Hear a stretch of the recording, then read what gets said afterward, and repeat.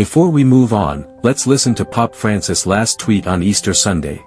Buona Pasqua. Buona Pasqua.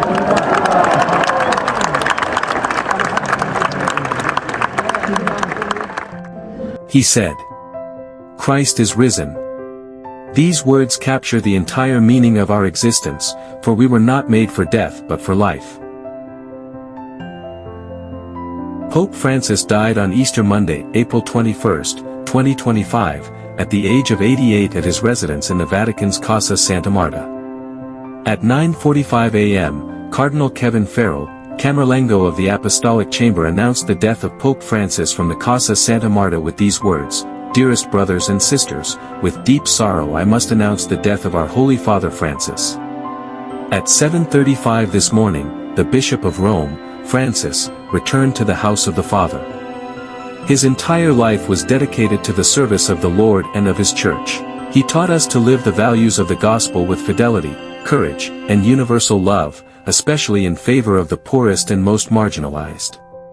With immense gratitude for his example as a true disciple of the Lord Jesus, we commend the soul of Pope Francis to the infinite merciful love of the One and Triune God.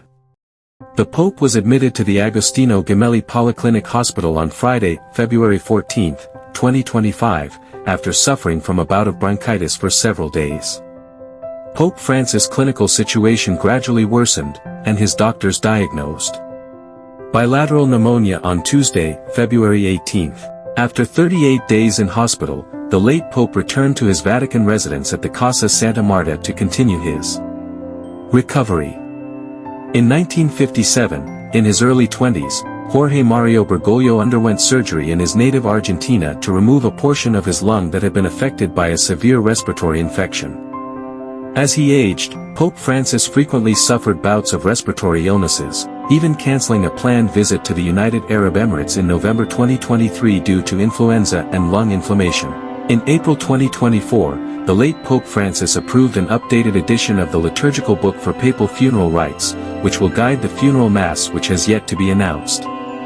The second edition of the Ordo Exequiarum Romani Pontificis introduces several new elements, including how the Pope's mortal remains are to be handled after death. The ascertainment of death takes place in the chapel, rather than in the room where he died, and his body is immediately placed inside the coffin. According to Archbishop Diego Ravelli, Master of Apostolic Ceremonies, the late Pope Francis had requested that the funeral rites be simplified and focused on expressing the faith of the Church in the risen body of Christ. The renewed rite, said Archbishop Ravelli, seeks to emphasize even more that the funeral of the Roman pontiff is that of a pastor and disciple of Christ and not of a powerful person of this world. The Catholic Bishops' Conference of PNG and Solomon Islands is yet to give a statement on the Pope's passing. Let's switch to 9 News Australia for live telecasted from Vatican. All right, to our breaking news now on Pope Francis, head of the Catholic Church and sovereign of the Vatican City-State, has died aged 88. Pope Francis was elected in 2013, marking a new era for the Catholic Church as its first leader from the Western Hemisphere, the first from South America and the first from the Jesuit order. His legacy will include many reforms to the Church and its reputation, namely in addressing the climate crisis, his endeavour to promote unity, and his historic apology to survivors of sexual abuse. His final days were spent in Rome's Gemelli Hospital, battling a prolonged asthmatic respiratory crisis while being treated for pneumonia and a complex lung infection. He'd received blood transfusions after tests showed low counts of platelets, which are needed for clotting. Nine's Brett McLeod begins our coverage of this breaking news. 265 popes had come before him, but his was a papacy of firsts. The first pope from the Americas, the first pope from the Southern Hemisphere, the first Jesuit in the role. Born in Buenos Aires in 1936, Jorge Mario Bergoglio was the son of Italian migrants who escaped fascist Italy. His father worked on the railways. He was a born fighter. When he was 21, an infection meant part of his lung had to be removed. Jorge graduated as a chemical technician. His first jobs were as a janitor and a bar bouncer before choosing the path to the priesthood. He was ordained in 1969.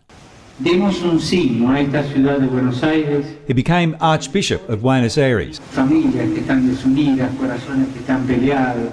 And in 2001, he was made a cardinal by Pope John Paul II. He held several key administrative positions before, in 2013, at the age of 76, his fellow cardinals elected him leader of the world's 1.3 billion Catholics.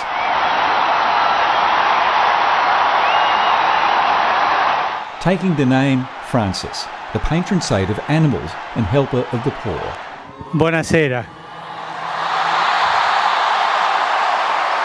He set the tone early. On the night he was elected, he passed up a ride in the papal limousine and travelled on a bus back to his hotel and chose to stay in a simple apartment, passing up the much larger official residence, saying, "I can't live here, I would die.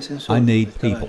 Pope Francis shunned the lavish regalia of his predecessors and preferred the common touch. I think a lot of people that was very far away from the church returned to the church because this man can speak in a very simple way to everybody. His mission was to transform the long-standing conservative image of the Catholic Church. He spoke out for society's most marginalised and called for urgent action on climate change. In 2016, he gave priests the power to forgive women who undergo abortions. He was hell-bent on rooting out corruption in the Vatican's finances and dealing with the horrific legacy of child sex abuse within the Church. And he took his message around the world. A strong advocate for interfaith discussions, he visited more than 60 countries. His travels documented in an award-winning production.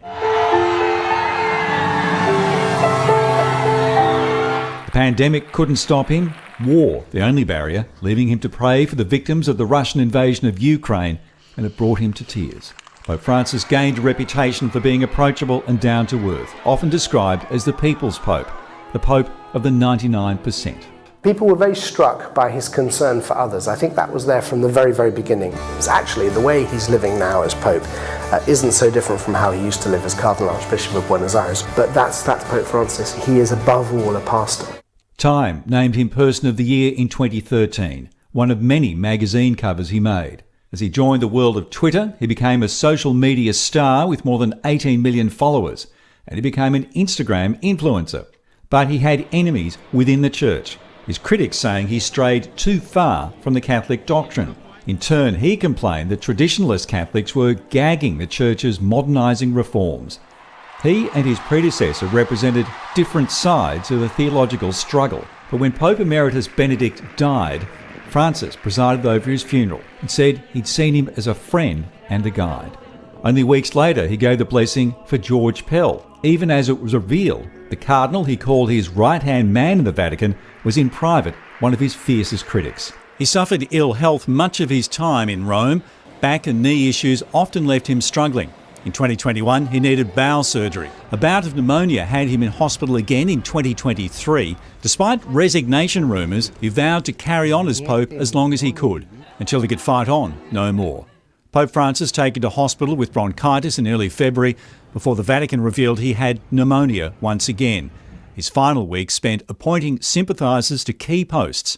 Many of the cardinals chosen by him will now form the electors for his successor, hoping to ensure his legacy, a progressive tinted papacy, continues. Brett McLeod, 9 News. Okay, so we are covering the death of Pope Francis, who has died at the age of 88. This news coming to us just in the final seconds before we came on air tonight with your 6 o'clock news. That is a live shot of the Vatican, St Peter's Square, as the news will now be filtering out across Rome and indeed the world. And what you will see over the coming days is that square fill up with pilgrims from around Europe and indeed further afield as they come to pay tribute to Pope Francis, who has died at the age of 88. Of course, the death of a pontiff triggers a huge transition for the Catholic Church. After Pope Francis is farewelled, the new head of the Church needs to be appointed in what is truly a deeply symbolic process. The People's Pope has passed, and Catholics around the world are mourning him.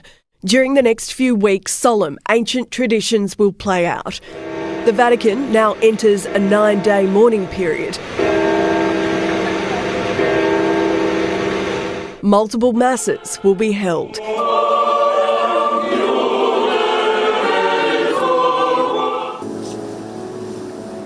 Pope Francis's body will be blessed. He will lie in state in St. Peter's Basilica, where the public can pay their respects.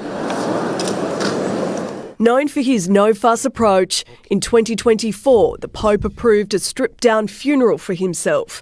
Normally, a Pope's body would be displayed on a raised platform, but Francis instead said he wishes to lie in an open wooden coffin without too much pomp and pageantry. He doesn't want to lose that humbleness, and the attitude that he made him who he is. The Pope must be buried between the 4th and 6th day after death. Foreign dignitaries and world leaders will flock to Italy for the funeral, along with thousands of devastated Catholics. Typically, popes are buried in a crypt beneath St. Peter's Basilica. But in yet another break from tradition, Francis has chosen to be laid to rest at the Santa Maria Maggiore Basilica in Rome, making him the first pope in a century to be interred outside the Vatican. Close to Madonna, where he goes, Holy Mary, where he goes very often, he goes to pray. The period between popes is known as the Interregnum. The College of Cardinals oversees the Church's administration, but no significant decisions are made. The process to choose the next person to lead the Catholic Church is known as the conclave and begins 15 to 20 days after the Pope's passing. It's a highly secretive process that unfolds behind closed doors in the Sistine Chapel. This famous phrase is spoken extra omnes, Latin for all out. Cardinals are locked inside and take an oath of secrecy. Only those under the age of 80 are eligible to cast ballots, which will include Australian-based Mykola Baichok, named a cardinal in December 2024, the youngest at the age of just 44. The successful candidate must receive the required 2/3 majority of the vote. The conclave that elected Pope Francis in 2013 took around 24 hours, but others have taken far longer. One in the 13th century took nearly 3 years. There is, however, probably quite a lot of pressure on the cardinals. All the cardinals will feel that pressure to conclude the election fairly quickly, because in an age of 24-hour news cycles, we don't want to be waiting 2, 3, 4 weeks. Once ballots are counted, they are burned in a stove. A second stove burns a chemical which sends a smoke signal through a chimney as the eyes of the world await news. Black smoke means there is no decision. White smoke symbolises the election of a new pope and a new era for the Catholic Church. Jessica Maward, 9 News. That's all for today. Thank you for watching. Don't forget to like, share and subscribe for more updates on PNG News Brief.